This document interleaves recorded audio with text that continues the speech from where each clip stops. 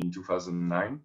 And I was assistant national coach for juniors from 2015 to 2017, and then national coach from 2017 to 2019. So when we speak about Wushu, we all know that you have special nations and regions that are always in the top 8 in the ranking. And if you check those teams, most of them are professional teams. You also have in other countries and regions, you have some particular athletes profiles, like university students or people that work around Wushu as coach or in their national federation. But all of this leads to one conclusion, is that the training time is and regularity in training is a key factor for performance in Wushu. And the problem that coaches have and athletes have is they want to benefit the most possible from the time they spend at training. And so research can be one solution, but the problem is that for research, the athletes don't have so much time to spend. And because in the week they have their training, they have to rest, they have, in some cases, they work. And even in the old sports career, the competitions are opened really often, and so they always have to prepare for a new competition. But scientific research can bring lots of information for coaches and athletes. And if you check the scientific literature, you have epidemiologic studies that shows that different factors that increase injury risks. You can focus on biology and physiology to be able to find physical conditioning, nutrition, and rest information on rest. You can have biomechanics, which is my specialty, and in biomechanics you can have objective evaluation of the athlete physical condition. You can evaluate opponent's characteristics, and what interested me mostly was the motion effectiveness. So you can, using biomechanics, you can find if there is some inappropriate gestures that are, or maybe gestures that implies high injury risk, and you want to reduce that. Research shows also the effect of mental preparation, and the research leads at the end often to technological tools like electromyography, electrostimulators, sorry. And also you have now, even if they are really controversial, you also have brain stimulators for that are developed for athletes. But the problem is that, in fact, there is a contradiction between scientific research and elite sports, mostly due to the function of scientific publication, because in research you have to publish your work, and for that you need a large population and athletes of equivalent level to be able to point out significant general patterns that you can publish on the scientific paper.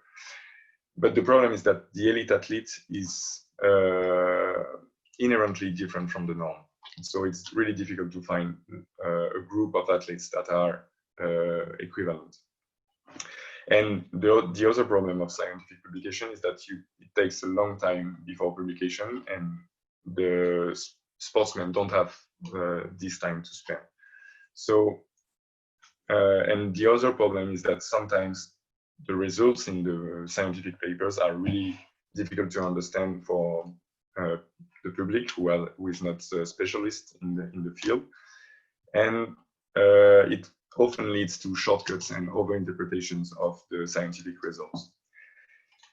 So one solution for me is that you have to establish permanent contact between research and the training field to be able to give solutions to sportsmen.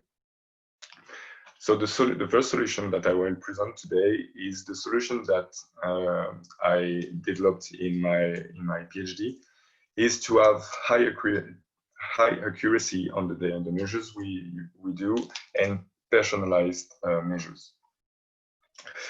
So my PhD topic was biomechanics of sports stances, methodological contribution, and application to jumps in Wushu.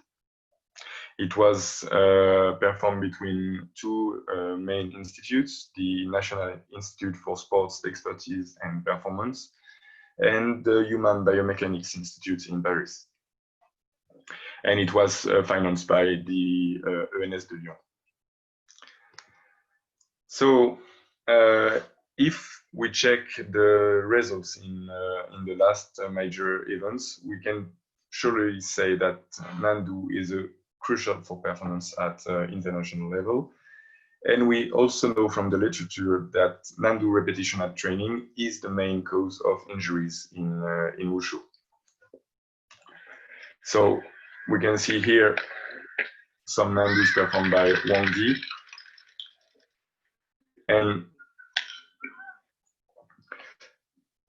And we can identify some Wushu's Nandu specificities.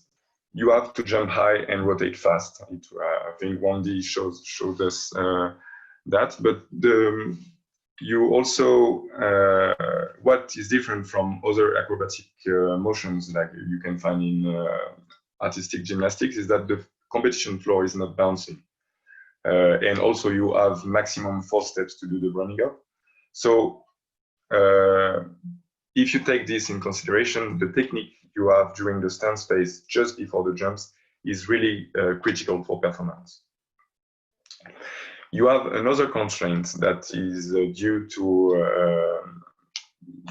Wushu, is that you have to jump high, but you athletes also need to be able to perform low static positions. And it requires large ankle range of motion, especially for Shupu and Pubu. When you can see here on the Shupu that the dorsiflexion of the rear foot is really important. And in Pubu, for the front leg, you can see here that the inversion of the foot is really important too. So even if the study was not made on Wushu, there are lots of results on artistic gymnastics that show that high elite athletes in sports that requires high mobility, like gymnastic, Wushu, or dance, or have a high percentage of elite athletes that have joint hypermobility. And the problem with joint hypermobility is that their ligaments are really compliant, and this lack of stiffness can be a problem on different points. If we now take the eyes of the coach, we can identify 2 kinds of jumpers. The spring, what we can call the spring jumpers, and we all know those kind of jumpers that can easily jump if they have sufficient momentum. And often you can identify that those jumpers are stiff at the ankle level. So they have reduced dorsiflexion of the ankle. And you can also identify power jumpers that have a vertical height with momentum that is not so different from the vertical height they have without momentum. So they don't reuse the momentum to jump high. But it's this distinction is subjective. We don't have before my thesis. It was really difficult to distinguish between those kind of jumpers, and we don't know what happens in the ankle joint, and if it's linked or not with injury risks. Another problem of Wushu Nandu, and in particular Tengambaili and Xuanfengjia, is that you have to jump high and rotate fast. But in fact, all happens in a really short time of even less than half a second.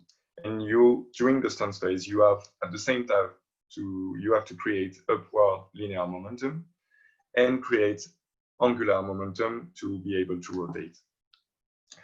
And so as a biomechanician, this complex task is really interesting because we can ask what are the roles of the different segments during this short stance phase. And maybe we can identify limitation factors when creating the rotation.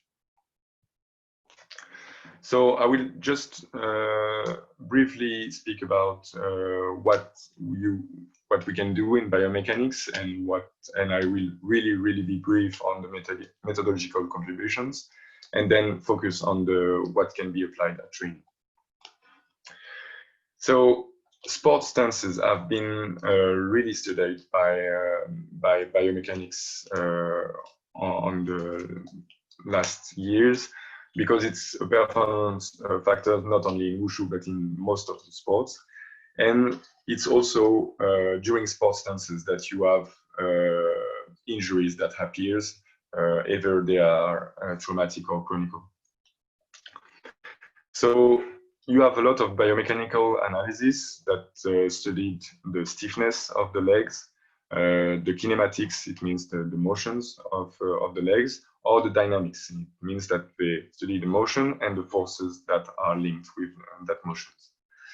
And some of the results are already included in training methods, and if you see the recent improvements that you have in swimming, in Olympic swimming, it can be mostly attributed to the progress the scientific research bring concerning biomechanics of swimming. But the one problem is that most of the studies try to compare two populations, for example, experts versus beginners, and that leads to advices for beginners. But when you want to have solution for elite sports, you need to improve the experts. And like I said before, you have few athletes, they are not often available, and they have morphological differences that can be important. So you need to be able to perform measures that are fast, accurate, personalized, and to be able to identify performance factors. So if we check at the lower joints during stances, and I will just focus on the ankle joint here, it's really complex because it's not like a simple spring. You have a lot of bones, and those bones have contacts between them. They are linked with ligaments that can be stretched and store and release energy. And you have the muscle tendon complex. All that, and the muscle tendon complex also have link with contraction. So you have the muscle architecture, muscle typology, and nervous command that can differ between athletes. And the muscle contraction requires metabolic cost, and we will see at the end that it's a key point here. Another interesting thing is the elastic energy and how we can store and release energy during stance phase. And it's what we call stretch shortening cycles, where in the eccentric phase of the stance, you have elastic energy storage, and then the elastic energy that was stored before here is restituted during the concentric phases and enables to jump higher. So it's really interesting, this stretch shortening cycle, because it enables to save energy and to improve performance. So in the scientific literature, everyone is not didn't agree on the definition of stiffness for in human tissues. So we can distinguish between tissue stiffness, appearing stiffness, and quasi-stiffness. The tissue stiffness is like the stiffness of tendons, of muscles, and it can be measured by different methods. And one recent method is the elastography.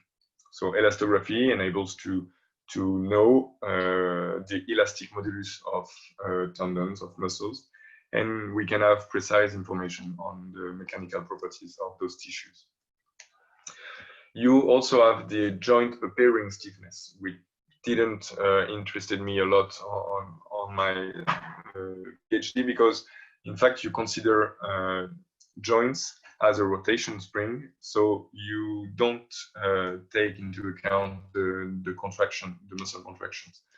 So that's the joint appearing stiffness is the thing that you measure when you do maximal passive dorsiflexion.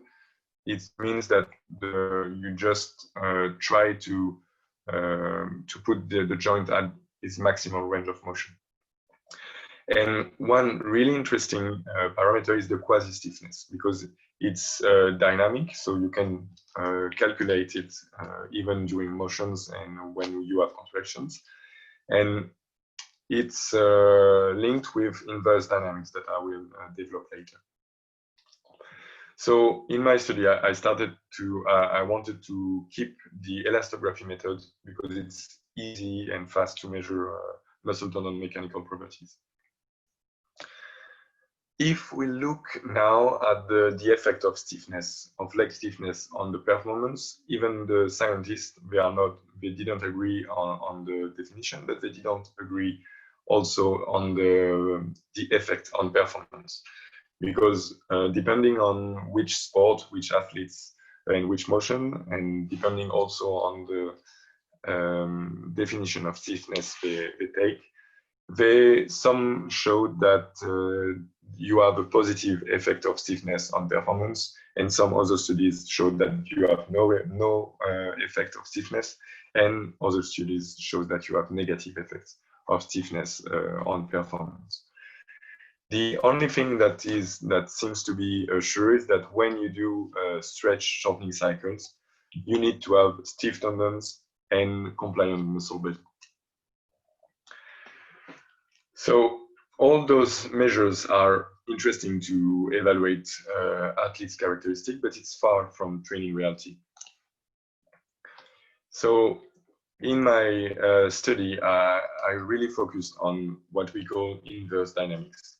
So the equation can seem complicated, but in fact, it's quite simple. You just apply the second Newton law to different segments of the body. So, for example, if you want to know what happens mechanically speaking at the ankle joint, you can calculate the mechanical action at the joint center when calculating the acceleration of the center of mass of the foot.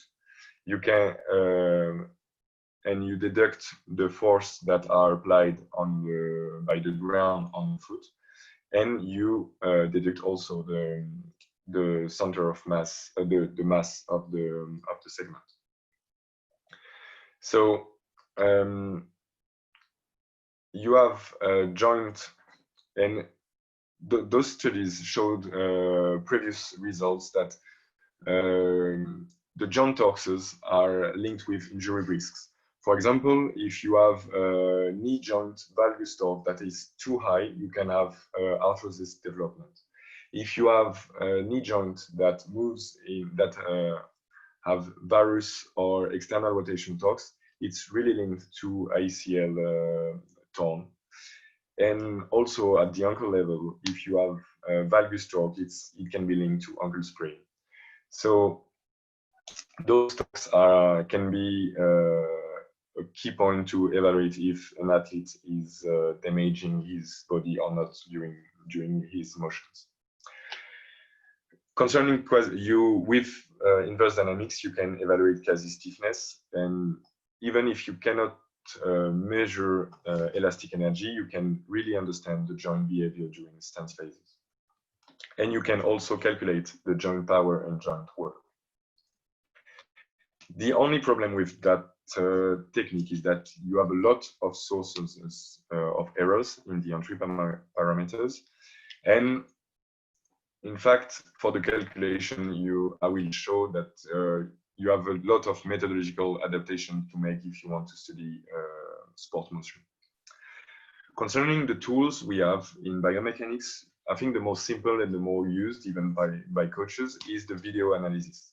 It's low cost, it's comfortable for athletes because you can study motions even during competitions or during training really easily, but you don't have a lot of accuracy, and you have a processing time that is really long. You have inertial sensors. Inertial sensors are the same sensors that you have in your smartphones. It measures accelerations.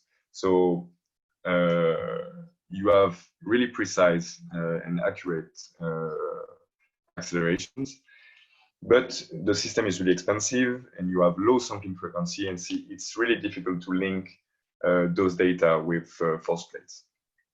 And it's not comfortable to have sensors on every segment of your body when performing sports activities.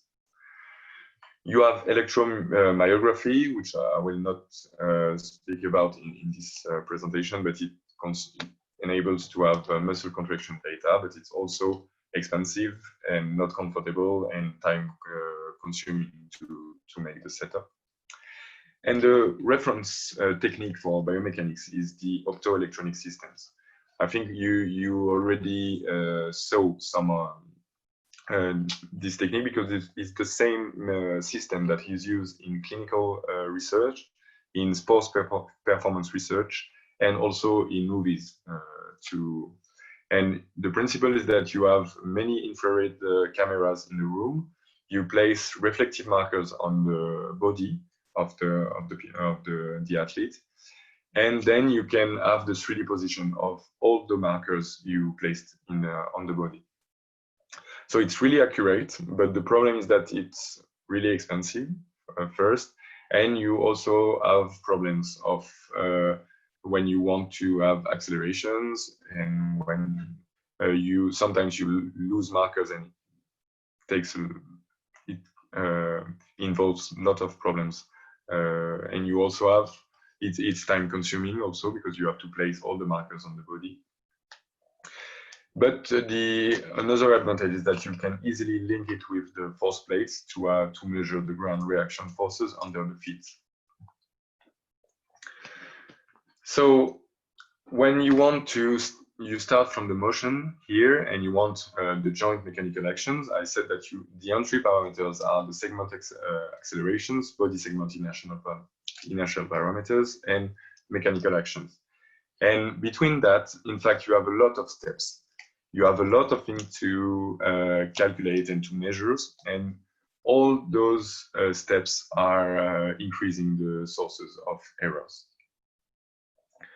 So I mainly focused on segment acceleration and body segment inertial parameters, because we can think that mechanical actions are quite accurate already.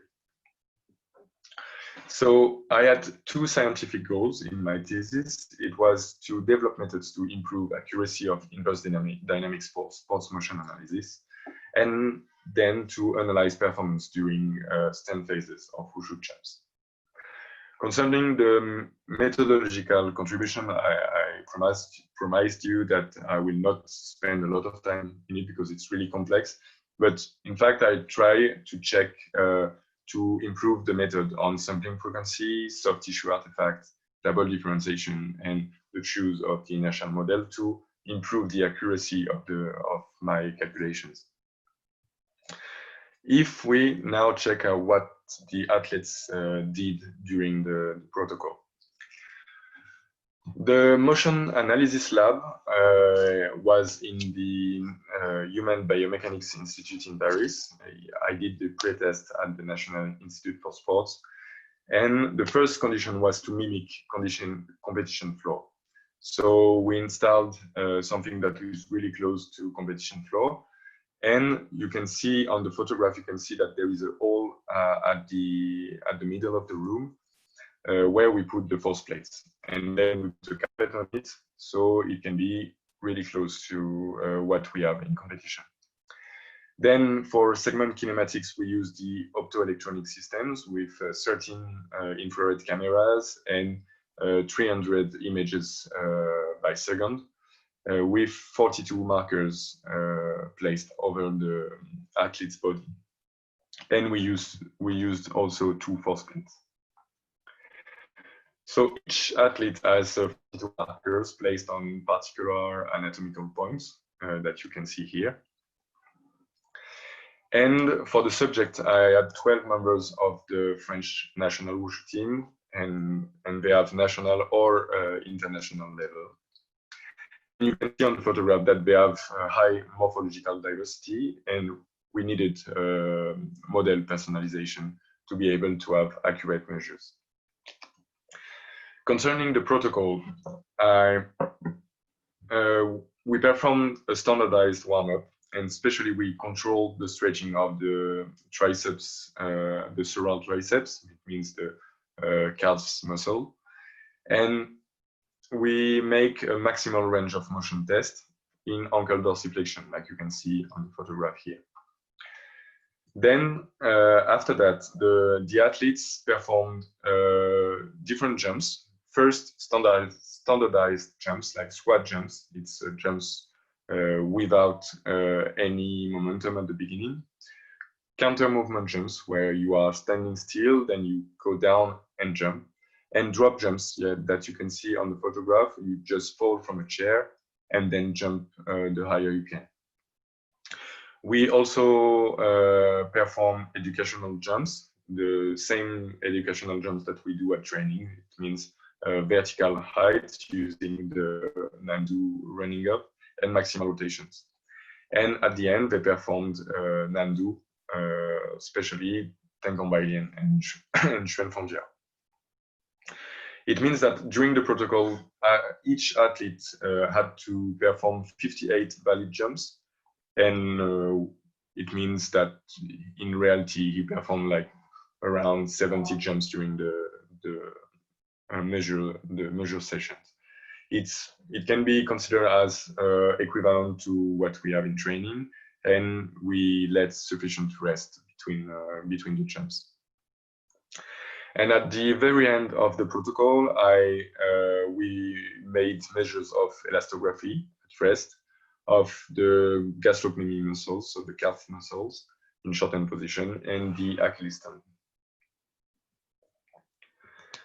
So here you can see in the lab. So the first video here is that you can see athlete with the markers. You can see here it's the software of the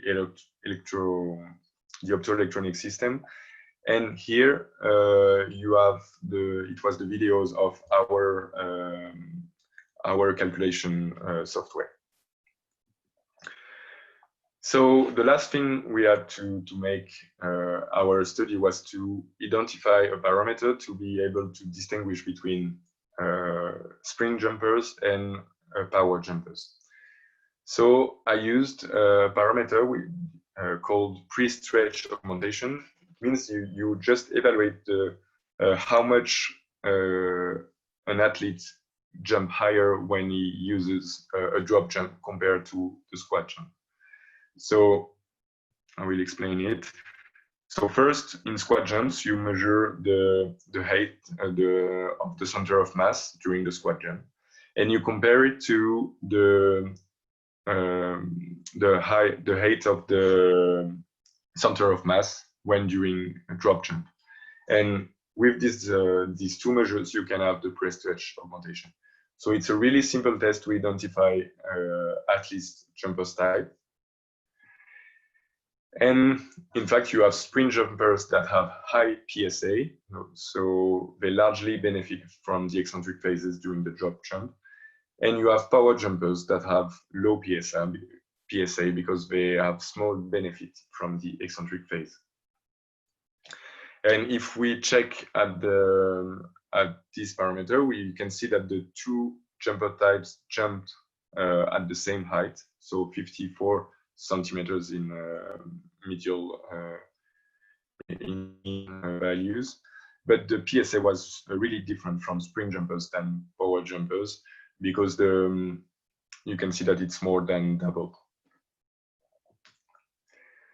Let's see now the results. So concerning the elastography, we didn't see any difference between spring jumpers and power jumpers on their gastrocnemies or Achilles tendon. So they don't have particular differences here. But the interesting thing is that you have lower elastic modulus in Wushu players than in the average population. So it means that their muscle fibers are more compliant, and it may be also linked to high muscle volumes. And we didn't see any difference also for the Achilles tendon. So there is other parameters that can explain the pre-stretch augmentation differences between athletes, because there are no differences in mechanical tissues properties. So now here you have the joint torques at the ankle, the knee, and the hip in the 3 planes. And you can see here it's an athlete performing in a Shorten, and he performed 8 Shorten, and you can see that the curves are almost the same between the different attempts he did on the same jump. And now we can compare with another athlete, and you can see the other athlete is performing 8 Shorten as well. And the 8 are also close, but they are different from the other athletes. So it means that you have high intra-athlete repeatability, but you have a lot of differences between athletes. So the joint reaction forces that you have can be kind of athlete signature, and maybe we can distinguish between different motor strategies.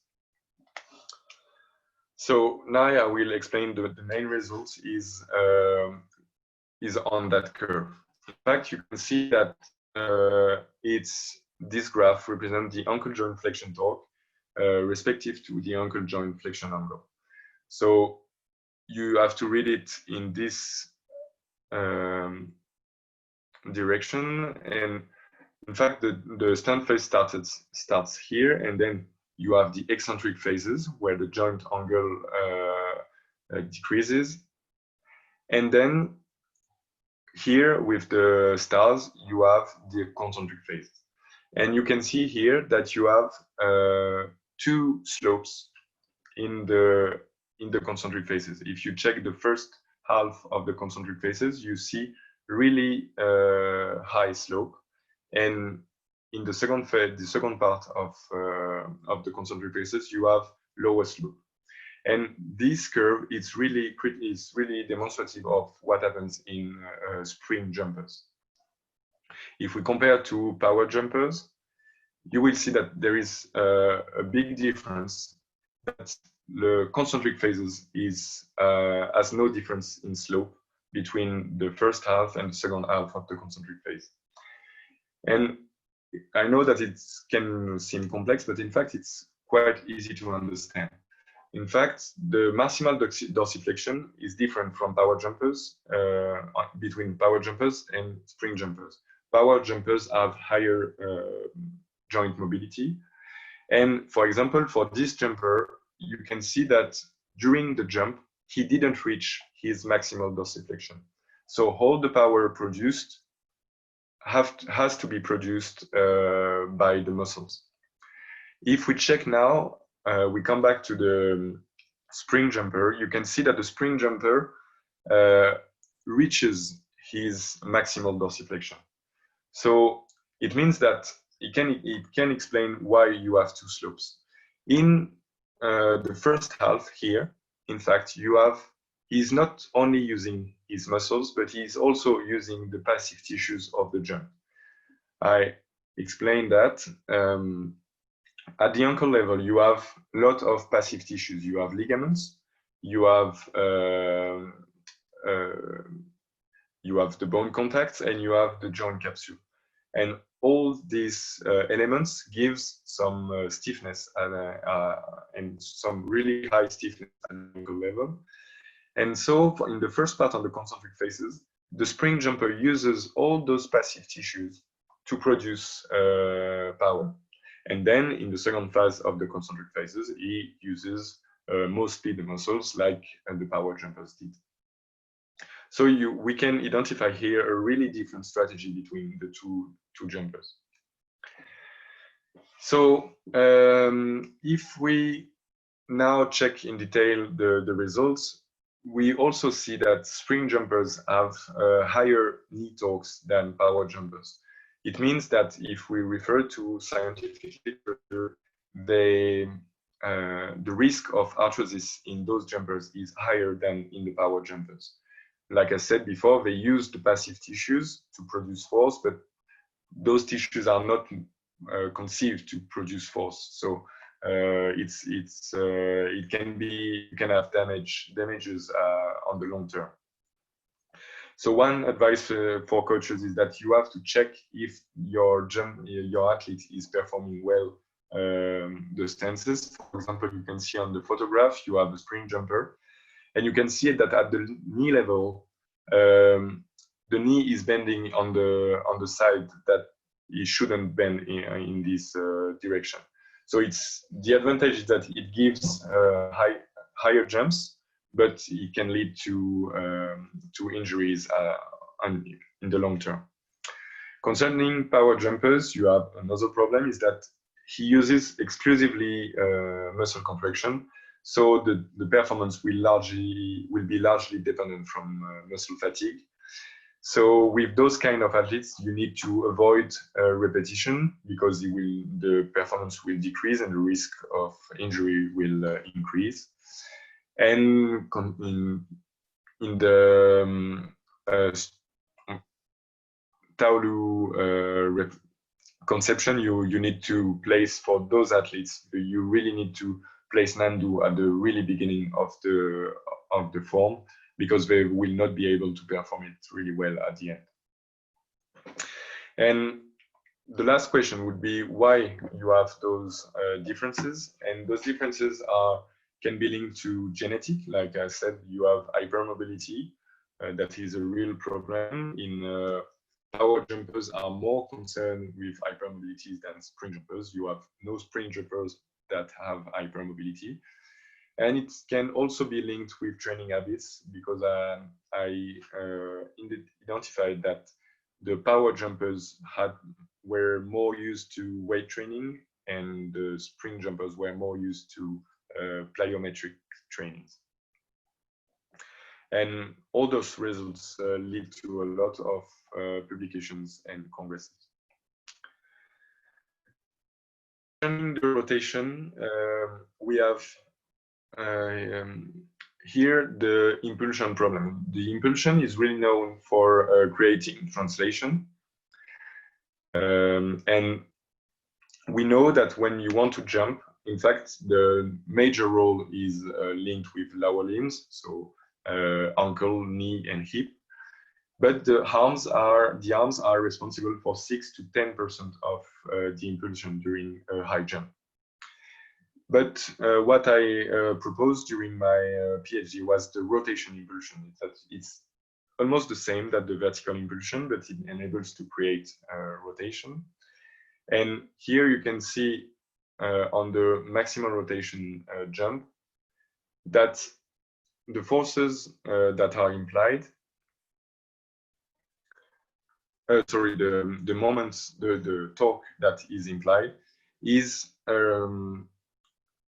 on an athlete that is performing really well. You see that the impulsion is mainly due to the motion of the higher body.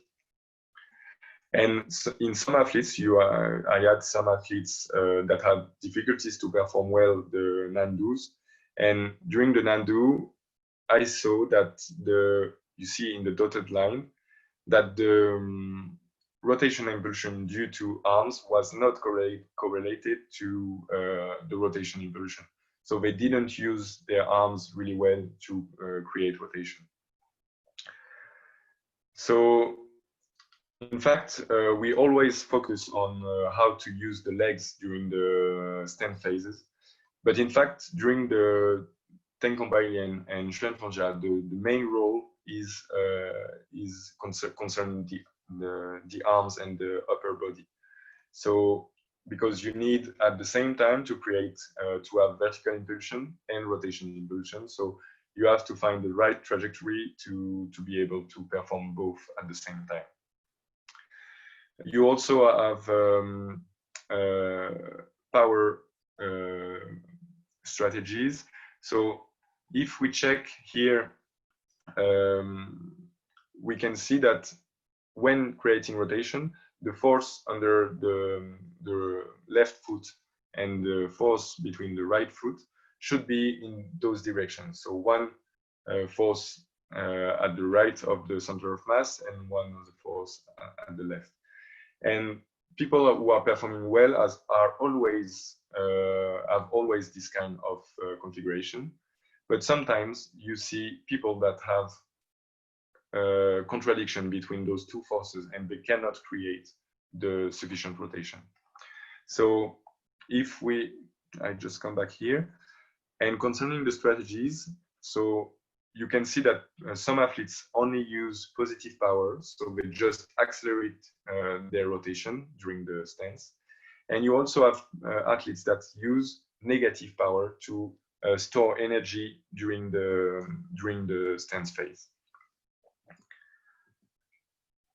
So one solution is showed by Wu Jiahua in here, is that on those jumps, and particularly on Shorten, you can see that he arrives at the Shorten with, and he's already spinning. So during the stand phase, he will not have to create the spinning because the spinning is already there.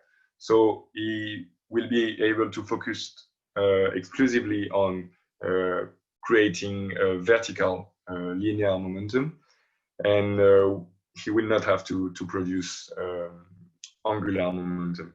So that can be a good strategy for people that have difficulties to create the rotation. So in conclusion, my work enables to distinguish between spring and power jumpers and to identify crucial parameters for creating rotation. And it gives some guidelines for coaches and athletes.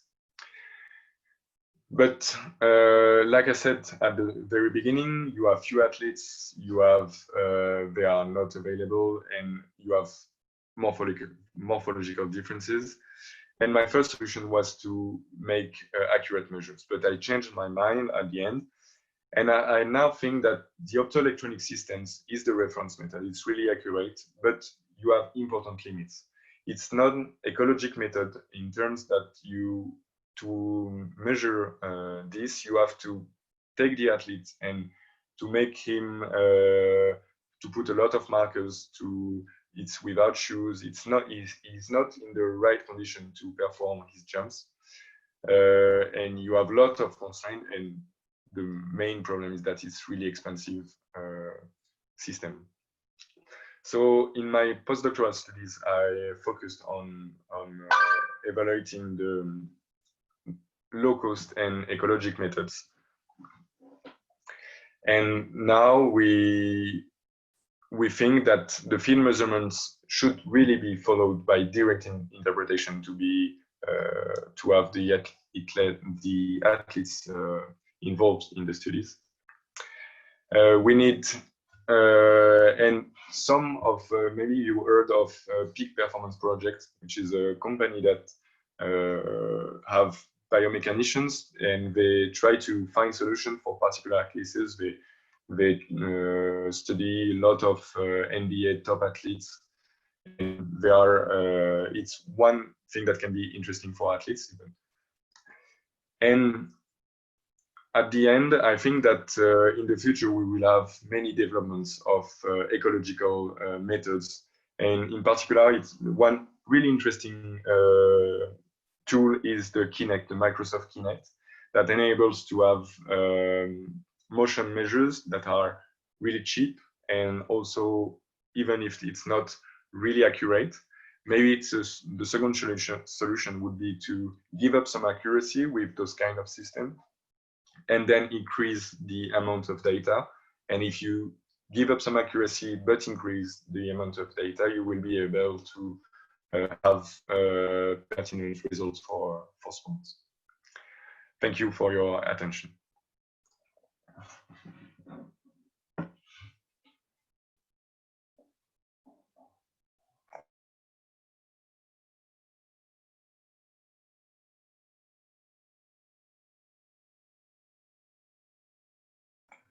If you have any question, you can ask. We can spend some time on answering questions.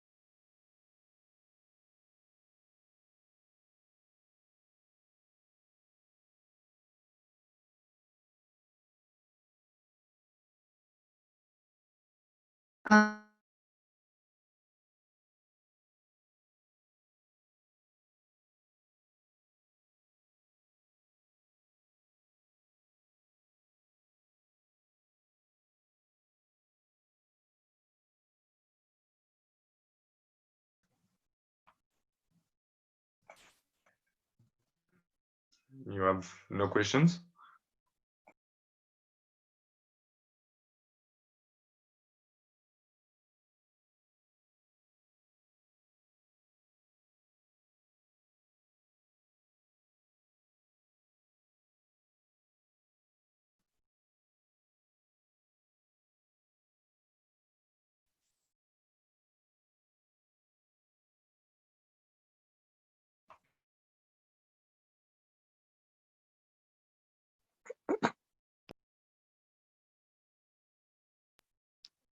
No questions.